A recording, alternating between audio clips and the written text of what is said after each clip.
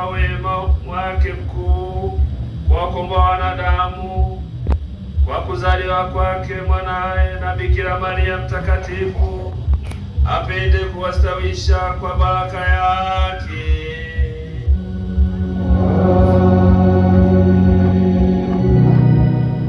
Mjaliwe kutambua daima na popote ulinzi wake yeye, ambaye kwa kupitia kwake mmestahili kumpokea Muumba wa uzima.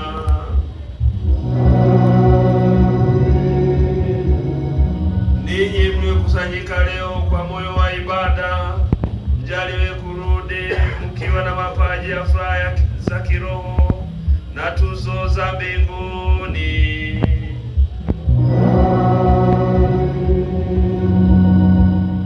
Na baraka yake Mungu Mwenyezi, ya Baba na Mwana na Roho Mtakatifu iwashukie na kukaa nanyi daima.